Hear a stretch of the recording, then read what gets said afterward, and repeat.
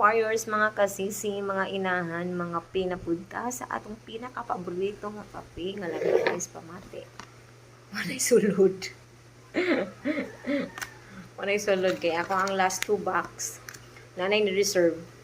Ako na ihatod yung hapon. Daghang salamat sa mga namalit sa among coffee. Pwede ra gyud usa ka buok, usa ka sachet. Pwede ra kaayo mga ma'am siya. Don't you worry.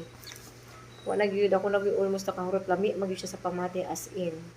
Kung kapoy ka, papahawayon ganiya.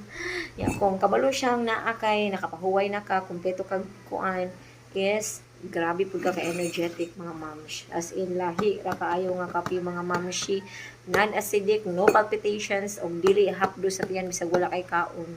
Busog ka kay ngano kompleto man ang iyang mga benefits, mga ingredients, mga mams, na atong gikinahanglan sa atong lawas. Samot na tang mga babay, mga bughatonon kaayo mga mamshi.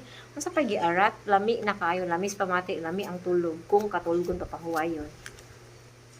Muna ganahan jugo ani ako jud nakahurot awa, wala na. Wala na. Ya kani para ugma sa akong pamahaw, wala na. Ngumpra pa ko kay akong last 2 box gi-reserve naman. Ay, Dai, come here, Mama. Coffee is life. I shift my coffee into this Forever Crafty Blends. Pagkuan biya ako kanang black coffee, rabiya unta ako sa Nescafe. Without sugar, pud ko.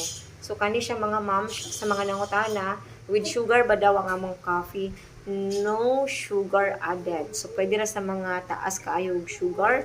Kay na siya spirulina. You know spirulina, mga moms. Kabalo mo unsa siya. Nindot na siya sa mga taas og sugar.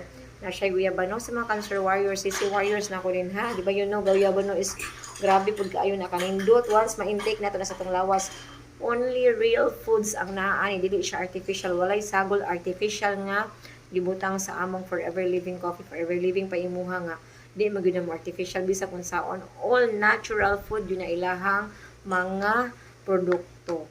So unsa pa gihulat mga mamshi, gamit kay nato ni ug na pa siya anti-inflammatory properties, basin daghan kay benefits nga makuha nato once mainom ta ani. So dili na gyud siya mahal, barato ra siya gyud kay ang benefits nga makuha kanang healthy food, all natural, walang sagol chemical.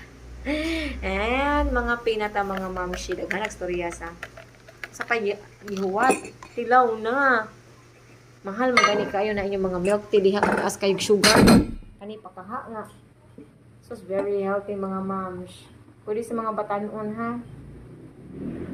Pwede siya hot or cold. You can mix it with hot or cold mga moms. Mga